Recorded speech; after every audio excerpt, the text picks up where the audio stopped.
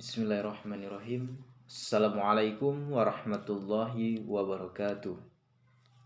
Saya Syahfizal dari kelas 2B Pendidikan Geografi UIN Suska Riau.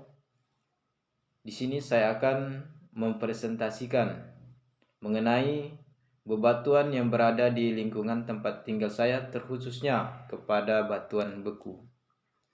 Terlebih dahulu saya akan menjelaskan selintas mengenai apa itu batuan beku dan bagaimana proses dari batuan beku.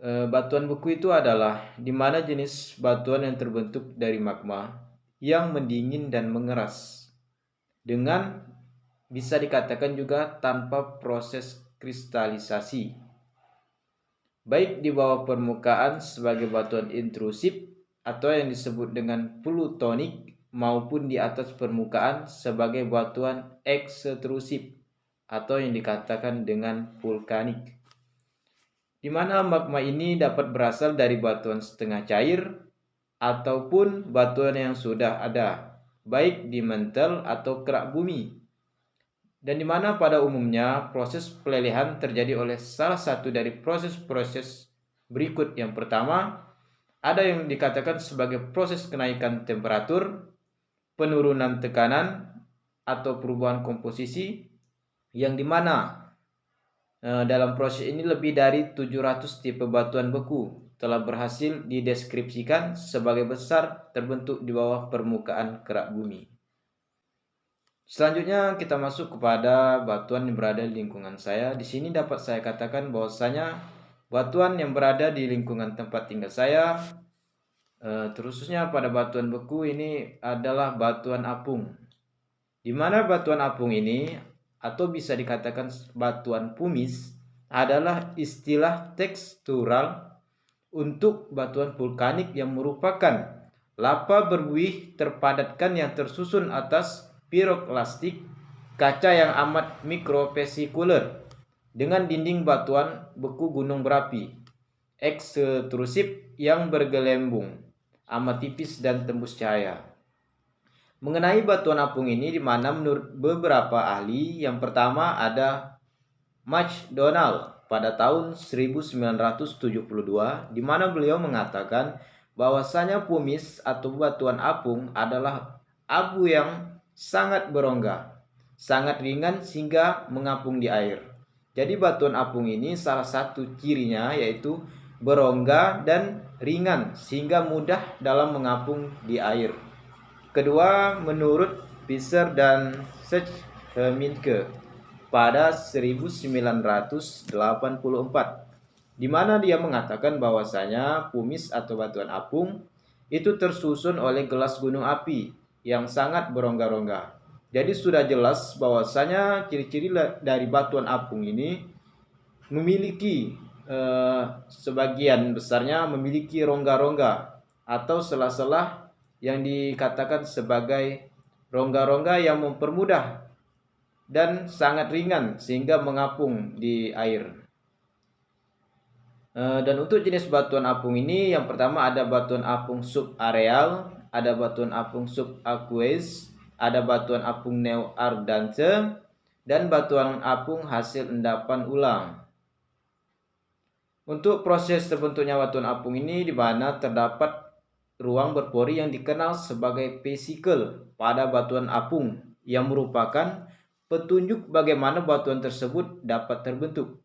Vesikel ini sebenarnya merupakan gelembung gas yang terperangkap di batuan selama pendinginan cepat dari magma yang kaya akan gas. Selanjutnya kita masuk kepada batuan yang berada di lingkungan saya, yaitu yang bisa saya katakan tergolong ke dalam batuan beku, yaitu batuan andesit. Andesit ini disanduri dari pegunungan Andes, di mana dikarenakan batu andesit ini banyak ditemukan di sekitar pegunungan, khususnya pada pegunungan Andes. Batuan andesit ini di pegunungan Andes terbentuk sebagai lava atau interbedded, yang dimana bersamaan dengan deposit atau abu vulkanik dan tub di sisi-sisi stratopulkano yang curam. Dan untuk kandungan dan morfologi dari batuan andesit ini, di mana terbentuk dari magma dengan temperatur antara 900 sampai 1100 derajat Celcius, di mana mineral-mineral yang dikandung oleh batuan andesit ini bersifat mikroskopis, sehingga tak bisa dilihat tanpa bantuan mikroskop, atau material-material itu antara lain seperti silika CO2 dengan jumlah antara 52 sampai 63%. Ini merupakan salah satu dari material-material penyusun dari terbentuknya batuan andesit. Yang kedua adanya kuarsa dengan jumlah sekitar 20% dan sampailah kepada yang namanya hornblende dengan persentase yang sangat kecil.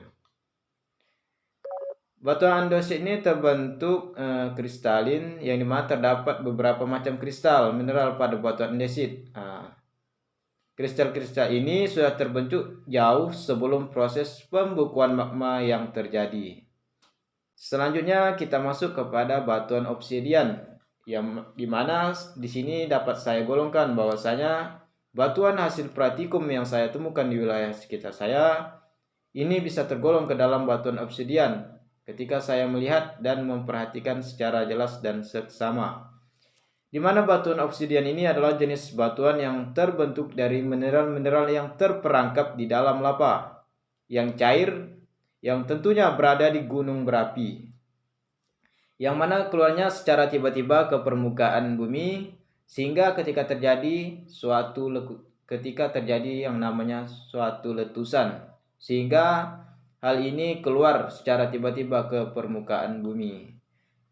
Ciri-ciri batuan obsidian ini yang pertama memiliki butiran yang halus, bersifat keras, memiliki kombinasi warna yang serupa, dan memiliki tanda berupa retakan. Dan untuk proses terbentuknya batuan obsidian, yang pertama prosesnya terjadinya letusan gunung berapi, lava cair yang sebelumnya ada di dalam perut bumi tiba-tiba mencapai permukaan bumi. Dan yang ketiga, di dalam perut bumi dan di permukaan bumi memiliki suhu yang sangat berbeda. Yang keempat, ada yang dinamakan perbedaan suhu yang ekstrim, yang dimana membuat lava cair yang tiba-tiba di permukaan bumi menjadi membeku. Dan yang terakhir, karena proses pembekuan ini yang tiba-tiba, maka yang terbentuk adalah batuan yang menyerupai gelas atau kaca dan bukan kristal yang mendominasi. Sekian presentasi dari saya. Jika ada kesalahan, saya banyak-banyak untuk memohon maaf. Sesungguhnya segala kebenaran itu datangnya dari Allah, dan segala kesalahan datangnya dari diri saya pribadi. Sekian, terima kasih. Wassalamualaikum warahmatullahi wabarakatuh.